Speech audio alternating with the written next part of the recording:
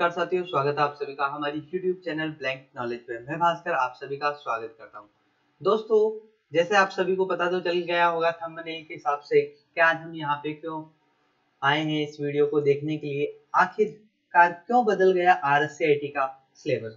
दोस्तों, RSCIT का जो सिलेबस है उसमें कुछ बड़े बड़े बदलाव हुए हैं। उन सारे बदलाव को जानने के लिए इस वीडियो में आप लास्ट तक बने रहें। जितनी भी मोस्ट इम्पोर्टेंट चीजें हैं जो हमारे इसके अंदर सिलेबस में बदलाव किए गए, उन सारे के सारे सिलेबस के अंदर सभी चेंजेस के बारे में आपको एक एक करके एक एक टॉपिक के बारे में आपको एक्सप्लेन करने वाला हूँ। जितने भी टाइप्स के हमारे जो चैप्टर्स हैं इसके अंदर, उन चैप्टर्स को कौन कौन से नए ब्लॉक्स के अंदर डिवाइड कर दिया और कौन कौन सी नई चीजें हैं जो हमारे सिलेबस के अंदर ऐड की है, उन सभी के बारे में जानते हैं। दोस्तों, जानने से पहले मैं आप सभी को बता दूं, ये वीडियो आप 1% भी स्किप ना करें। अगर आपने स्किप की तो आप कहीं किसी महत्वपूर्ण जानकारी से वंचित रह सकते हो, इसलिए आपको यह वीडियो पूरी की पूरी लास्ट तक देखनी है। जैसे ही आप ये वीडियो लास्ट तक देखते हैं तो आप इसको देखें और पूरी वीडियो में जरूर बने रहें। अगर आप हमारे चैनल पर पहली बार आए हैं तो हमारे चैनल को सब्सक्राइब करें और वीडियो को लाइक करें और शेयर करें। जो विद्यार्थी नए RSCIT कोर्स में प्रवेश लेने वाले हैं या लेने जा रहे हैं, उन सभी को पता होना चाहिए इसके बारे में। तो वो सारे के सारी बातें, कौन कौन से इंपॉर्टेंट फैक्ट्स हैं, वो जो सारे के सारे फैक्ट्स मैं आपको यहाँ पे एक्सप्लेन करने वाला हूँ। हमारे चैप्टर्स के अंदर क्या क्या चीजें नई जुड़ी है। चलिए करते हैं वीडियो की शुरुआत। अब जो हम बात करने वाले हैं, आखिर क्यों बदल गया RSCIT का सिलेबस। दोस्तों, आप सभी को पता होगा RSCIT जो है, RSCIT कोर्स है जो राजस्थान जो गवर्नमेंट है, इस गवर्नमेंट के अंदर, राजस्थान सरकार के अंदर या फिर राजस्थान के अंदर Rajasthan state certificate course in information and technology, तो ये इसकी पूरा फुल फॉर्म है। ये जो कोर्स होता है 3 महीने का कोर्स होता है, जिसके अंदर आपको लगभग 132 आवर के आसपास आपकी क्लासेस होती है, जिसके अंदर आपको प्रैक्टिकल प्लस थ्योरी पढ़ाई जाती है।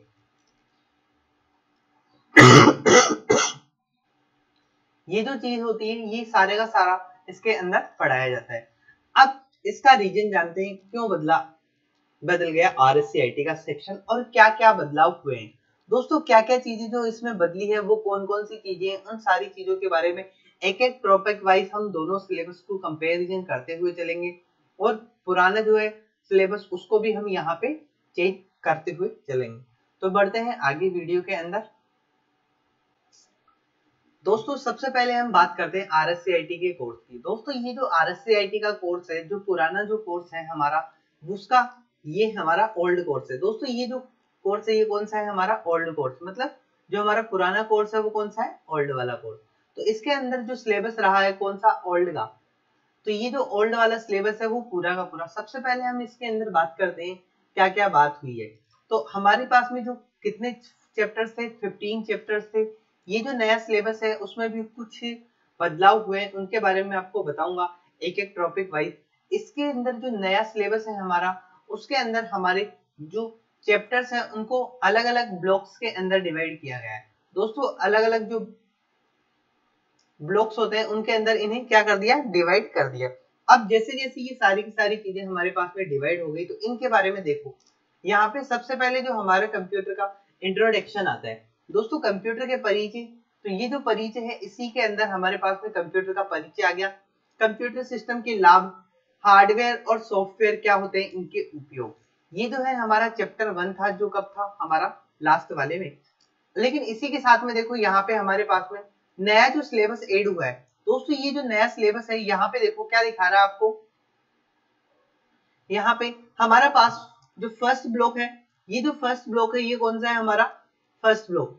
फर्स्ट ब्लॉक में हम कंप्यूटर के इंट्रोडक्शन के बारे में जानेंगे। कंप्यूटर के इंट्रोडक्शन के अंदर कौन कौन सी चीजें हैं जो ऐड की है, उन सभी के बारे में। कंप्यूटर के अंदर कंप्यूटर का परिचय, कंप्यूटर सिस्टम के लाभ, हार्डवेयर, सॉफ्टवेयर और कंप्यूटर के उपयोग। दोस्तों, ये जो चीजें हैं इस नए वाले सिलेबस में है, जो लगभग सेम ही रखी गई है। इसी के साथ में देखो यहाँ पे कंप्यूटर सिस्टम। दोस्तों, ये जो कंप्यूटर सिस्टम है ये क्या होता है, कंप्यूटर को स्टार्ट करना। इसी के साथ में कंप्यूटर सिस्टम के कौन कौन से मेन कंपोनेंट है, ऐसे ही इसमें इनपुट आउटपुट डिवाइस के बारे में जानने के लिए, ऐसे ही इनपुट आउटपुट डिवाइस दोनों क्या होते हैं या फिर यूनिवर्सल डिवाइस कौन कौन से होते हैं, मेमोरी कौन कौन सी होती है कंप्यूटर में, रैम रोम कैश मेमोरी, इस टाइप्स की जो भी मेमोरी उनके बारे में। इसके अंदर जो नया ऐड हुआ है वो कौन सा हुआ है, हमारे विंडोज 11 के साथ में कॉन्फ़िगरेशन करना और कंप्यूटर के साथ में बात करना, मतलब किस तरह से हम कंप्यूटर को जान सकते हैं और कंप्यूटर को एक्सप्लोर कर सकते हैं, उन सारी चीजों के बारे में। इसी के साथ में हम जो बात करते हैं जो ये हमारी चीजें हैं वो क्या है, कंप्यूटर को जानने के लिए। दोस्तों ये जो कंप्यूटर को जानने के लिए है हम इसका यूज करते हैं। इसके अंदर कंप्यूटर को जानने के लिए हमारे पास में जो दिया हुआ है वो क्या दिया हुआ है, कंप्यूटर ऑपरेटिंग सिस्टम। दोस्तों ये जो हमारे ऑपरेटिंग सिस्टम है ये क्या होते हैं, इसके टाइप्स क्या क्या है और कौन कौन से ऑपरेटिंग सिस्टम्स होते हैं, कितने टाइप्स के हमारे सिस्टम्स।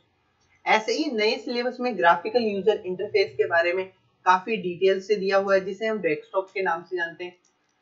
विंडोज 11 के बारे में कुछ इंपॉर्टेंट क्वेश्चंस बनेंगे यहाँ से, तो वो जो इंपॉर्टेंट क्वेश्चंस है वो सारे के सारे आप सभी के लिए एक कोर्स लेकर आऊंगा मैं, उसमें सारे के सारे पूरे RSCIT का जो भी सिलेबस है वो मैं आपको एक्सप्लेन कर दूंगा। इसी के साथ में हम आगे बढ़ते हैं, जो कंप्यूटर के उपयोग, इसी के साथ में स्टार्ट ऑफ एप्लीकेशन, कंप्यूटर को स्टार्ट करने के एप्लीकेशंस क्या क्या होते हैं, एप्लीकेशंस को किस तरह से स्टार्ट करने, प्रोग्राम्स को इंस्टॉल करना और अनइंस्टॉल करना। इसके अंदर जो ऐड हुआ है वो कौन सा हुआ है, विंडोज 11 ज्यादा इंपॉर्टेंट है। ये जो हमारा लास्ट वाला सिलेबस था इसमें जो हमारे पास में काफी ज्यादा जो इंपॉर्टेंट चीजें थी वो थी हमारी कंप्यूटर सिस्टम में कंप्यूटर को स्टार्ट करना। इसके अंदर हम जो बात कर रहे थे वो कौन सी विंडो के बारे में बात कर रहे थे, विंडोज 10 में। अब जो हम पढ़ेंगे वो किसके बारे में पढ़ेंगे, विंडोज 11 के बारे में, जो एकदम न्यू विंडो है। दोस्तों ये जो न्यू विंडो है इसके बारे में हमें सारी सारी जानकारी होनी चाहिए। ऐसे ही operating system, graphical user interface, ये वाला जो है ये हट गया है यहाँ से, अब इसके बारे में यहाँ पे ऐड हो गया विंडोज 11। इसी के साथ में विंडोज फाइल को एक्सप्लोर करना, एप्लीकेशन फोल्डर एंटीवायरस के द्वारा, ये सारी चीजें इसमें ऐड हो गई। ऐसे ही हमारे पास में जो ब्लॉक है वो ब्लॉक है दूसरा। ये जो दूसरा ब्लॉक है वो कौन सा है, सेकंड ब्लॉक। दोस्तों ये जो सेकंड ब्लॉक है काफी ज्यादा इंपॉर्टेंट है हमारे एग्जाम से और इससे कहीं ज्यादा क्वेश्चंस बनते हैं। इसमें हम जानेंगे इंटरनेट क्या होता है, इंटरनेट को कैसे एक्सेस किया जाता है और इंटरनेट हमारे पास में कौन कौन सी कनेक्टिविटी होती है जिसके माध्यम से हम इंटरनेट को जोड़ सकते हैं।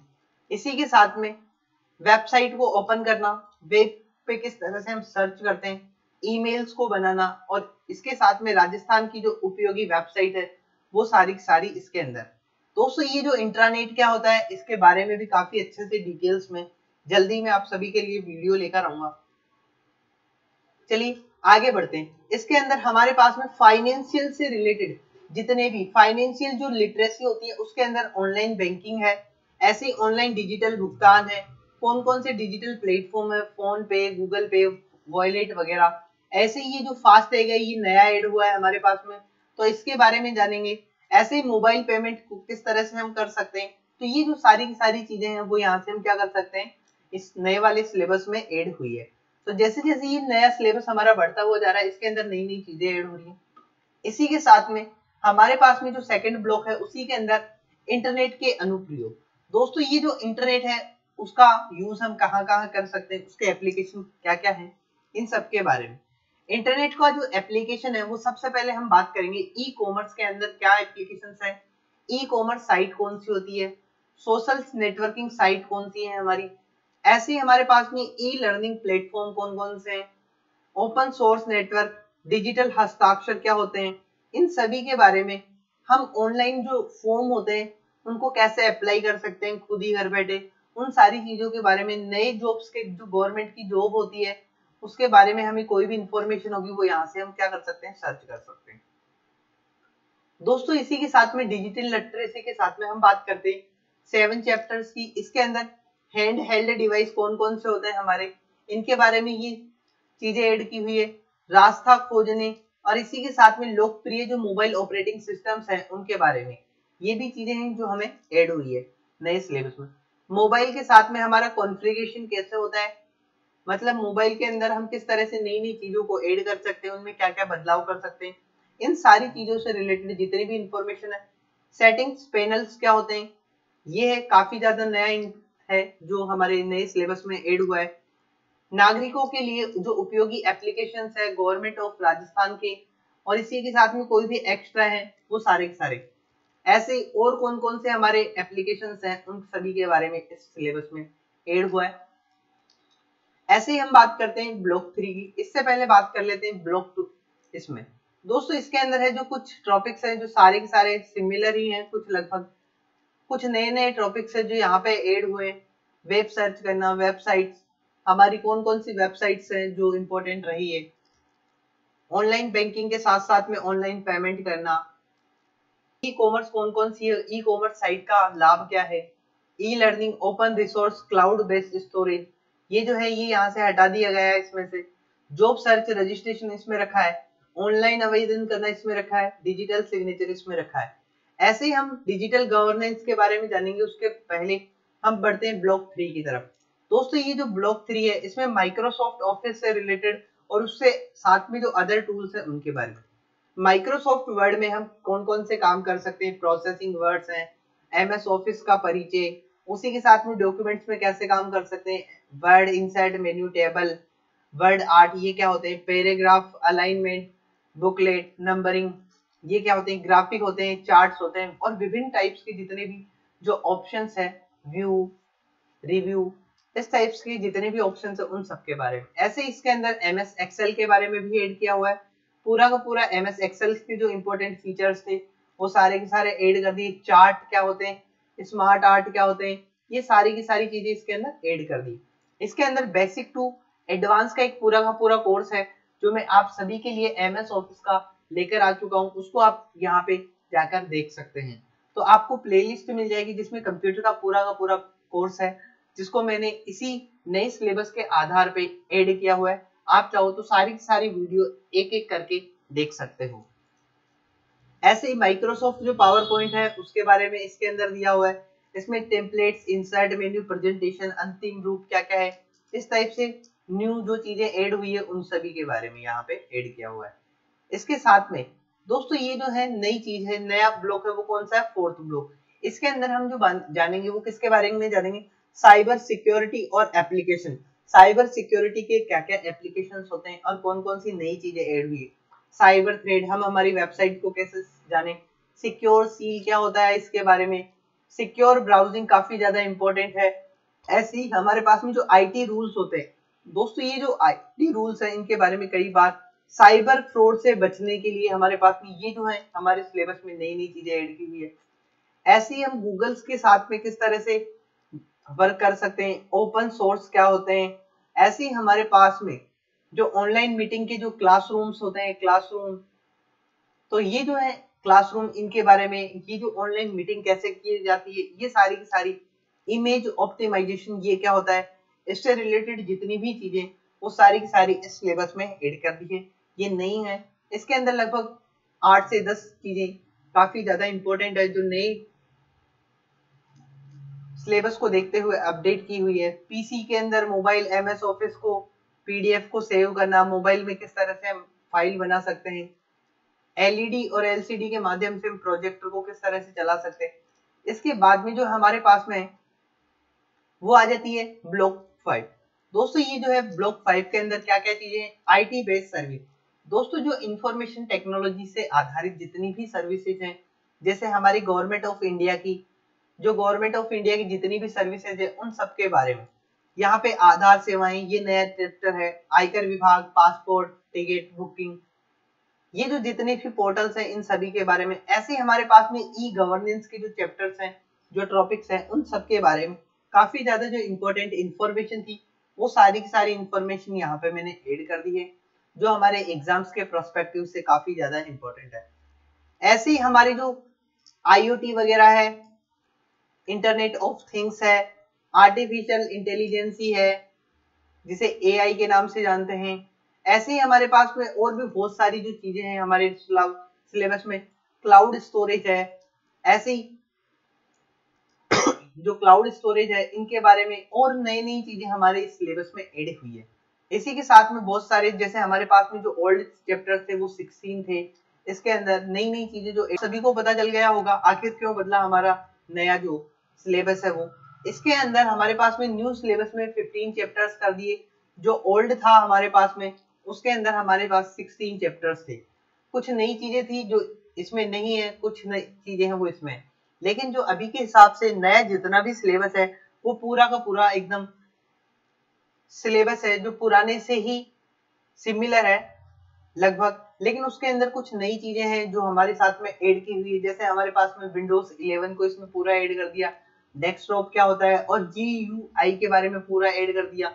ऐसे बहुत सारी चीजें हैं जो इसके अंदर ऐड कर दी है। आप सभी को इस पूरे के पूरे नए सिलेबस को अच्छी तरह से जानना है, देखना है और इसी के साथ में फैसला लेना है कि आप किस तरह से इस नए के बदलते हुए दौर में जो डिजिटल लिटरेसी का हमारा दौर है इसके अंदर सही फैसला लेके सही कोर्स को चुन के आप RSCIT करें और इसी RSCIT के साथ में आप पूरी की पूरी चीजें 1 बाय 1 करके आप लर्निंग कर सकते हो।